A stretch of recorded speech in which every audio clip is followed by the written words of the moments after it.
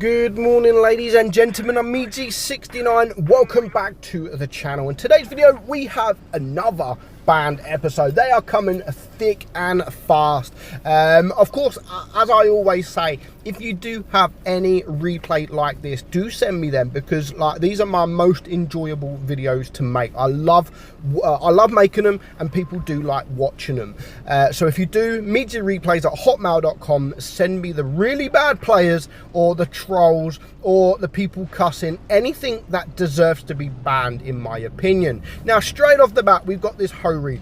He wants to go in the bush, which I understand. I do understand he wants to go in the bush, but there was the HWK sitting in there, so he does the wrong thing in pushing him out. So in hindsight, I suppose the Hori should be banned for what he did as well. Just because you want to be in a certain position and there's another tank there, doesn't give anyone the right to push that player out. But then what leads from that, then the Hawk, or whatever, the HWK 12 does then sort of, yeah, you know what, you want to push me out?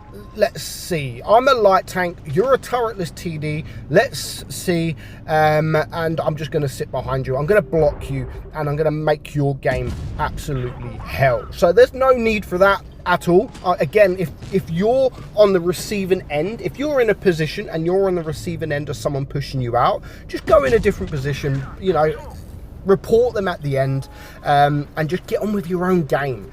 But the HWK, yeah, he doesn't really want to. He wants to keep this guy here, which ultimately it benefits the Hori, because there's targets to go. There's targets to go for, and there's not many targets that are going for him. So absolutely perfect.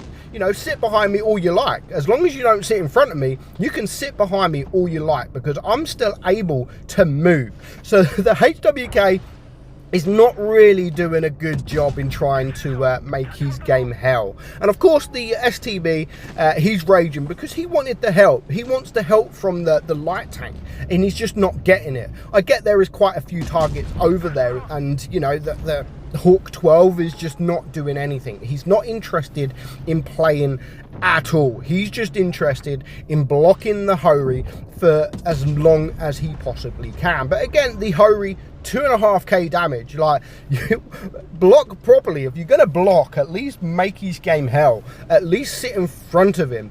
But of course he can't sit in front of him because of the position he's in. He would have just been ripped apart by every tank that is in front. So what is the point? Like, what is the point blocking? You're not doing anything to him. You're not causing any problems whatsoever to this Hori, like, at all. To the point there, it's going to come a time where the Hori's just going to be like, you know what, I can move. See you later. I don't need you to block me. I don't need to be there anymore. So I can just go forward and carry on with my battle. And that is when the Hawk decides to, okay, fair enough, I'm just gonna move on. And he does actually do a little bit of damage. Now, overall, the Hori has a very good game, over 5k damage, and he actually gets a very, very good victory from it. So right now it's a 3 versus 4, and this is where you're thinking, okay, that guy over there, the WZ, is a one-shot. The Hawk and the Hori are going to actually have to work together. But yeah, the Hawk doesn't survive very long, and then it's a 2 versus 2. However, the WZ is going to get taken care of, but the Hori has no problem whatsoever. And again, he actually has a very, very good battle. He does the right thing here in just backing up, turning around, and this is where one of the red tanks should actually go behind. You know, even at this point, that was a very important fire there from the WZ, because even if he was a one-shot, if one tank goes in front, one tank goes behind, it is very hard to carry. It's very hard to carry when, even if they are one shots, because yes, you may take care of the tank in front, but if a tank manages to get behind you, then there's not too much you can do. So that fire was actually very, very important. And then you can see here, 2 minutes left on the clock, just a one shot. This is where he now needs to bait. The Camp Panzer 70 could easily get a draw here, whether he wants a draw or not, he can easily get a draw. But no, he decides to drop down, lose all his hit points, and then it's just a HE shot. So very, very good game. Just over 5.2k damage there, and a well-deserved victory.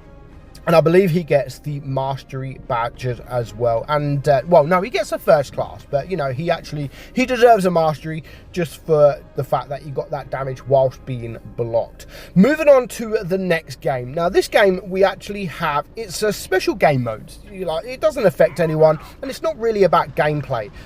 Of course, as you can see, the Sheridan missile straight away says the N-word. The other Sheridan, I don't know if they're friends. He's just like, hey, cool, he said the N-word, let's be friends, hi. And they just constantly do it, like, all game. Well, no, I shouldn't say all game, it's the fact that they've said it, you know, whether it's once or twice or 3 times, the fact that they've said it for no reason whatsoever is uncalled for. You don't need to say it. And there we go again. And there is no C, it's not supremacy, you monkey. Like, really?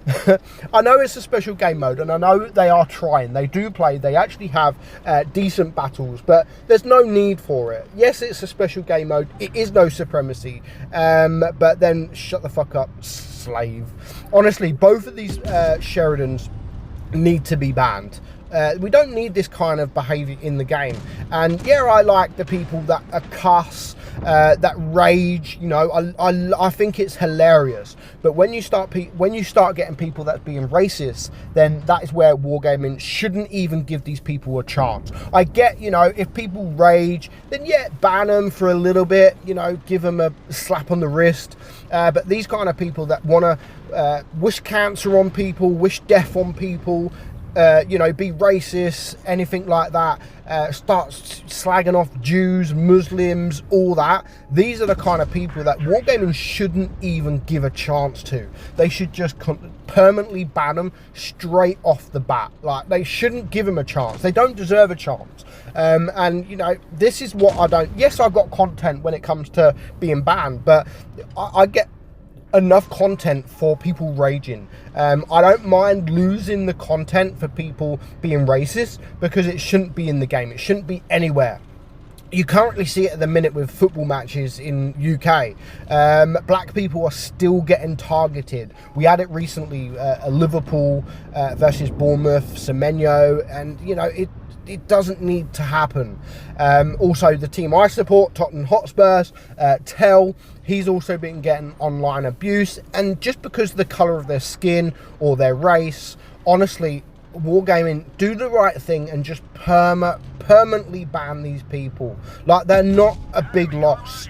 Just do it. You don't need to give them a chance. But this is the problem with the game, is yes, they'll ban them, or they'll give them a warning. They'll ban them for a week and then they can come back, or they'll perma-ban them. But if they apologise to support, then they can come back. It shouldn't be like that. They should be perma-banned for good. Let me know your thoughts in the comments below. But for now, I hope you enjoyed today's video. I'm Meadsy, and I'll catch you all soon. Bye-bye.